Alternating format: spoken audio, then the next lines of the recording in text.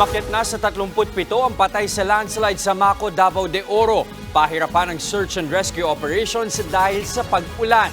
Live mula sa Mawab, Davao de Oro, nasa frontline ng balitang yan, si Mon Gualvez. Mon, ano ang latest sa ginagawang paghukay? Yun na nga, Jess, kahit umuulan, tinuloy pa rin ang search and rescue operation sa landslide area sa bayan ng Maco dito sa Davao de Oro. Ang nakakalungkot lang dito, karamihan sa mga nahuhukay na bangkay pawang halos naaagnas na at hindi na makilala. Maingat ang mano-manong paghukay ng mga rescuers sa ground zero ng landslide sa Barangay Masara, Maco, Davao de Oro. Maya-maya, isang bangkay ang natagpuan nilang natabunan ng guho. Aabot sa 60 bahay ang sinasabing natabunan sa bahaging ito ng Barangay Masara. Dito halos nakakakuha ng maraming katawan ng tao. Masangsang na rin yung amoy sa paligid dahil halos nasa decomposition stage na yung mga nakukuhang labi. Sa muling pagpanik namin sa ground zero, sunod-sunod ang nakukuhang bangkay.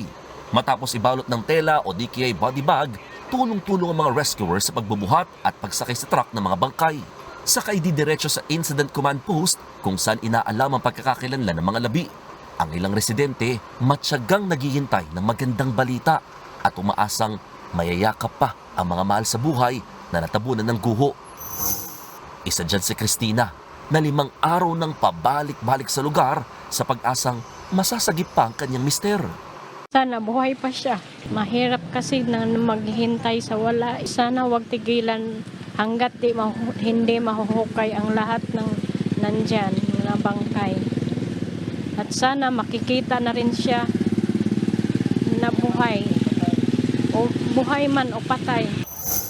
Bukod sa 2 bus at 1 jeep, may isa pa raw palang bus na kasamang natabunan. Pero nang mahukay ng mga otoridad, wala naman daw mga nakitang pasahero sa loob nito.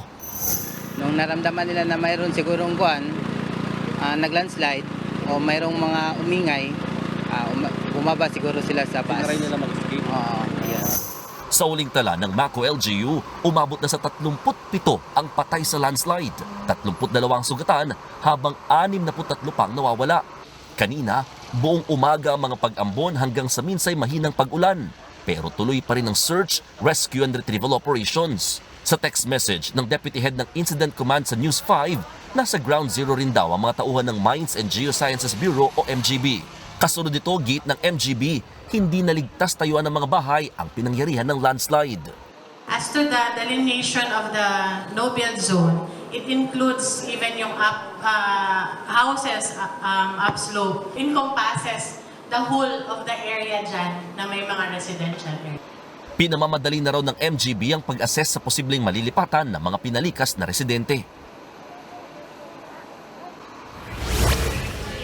Jess, in-extend pa nga muli ngayong araw ang search and rescue operations doon sa ground zero. Bukas, pag-uusapan doon nila kung kailangan na ba mag-focus sa retrieval operations sa mga darating na araw. At sakaling may mga makuha pang mga bangkay, isa sa ilalim na ito sa DNA testing, lalo't karamihan nga sa mga labi halos nabubulok na o naaagnas na at hindi na makilala. Jess. Mon, para naman dun sa mga kapatid natin, yung mga survivors, kamusta kaya yung sitwasyon nila lalo na dyan sa mga evacuation centers?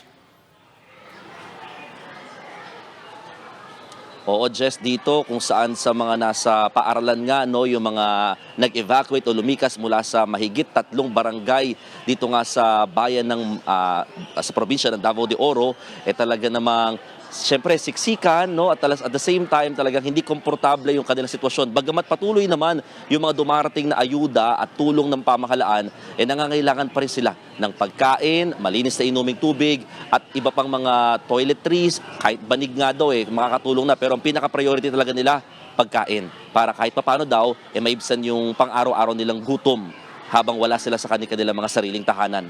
Jess. Maraming salamat at ingat kayo dyan, Mon Gualvez. Mga kapatid, Jess De Los Santos po. Iba na ang may alam at may pakialam sa panahon ngayon. Para sa tuloy-tuloy na balitaan sa Frontline kahit weekend, mag-follow at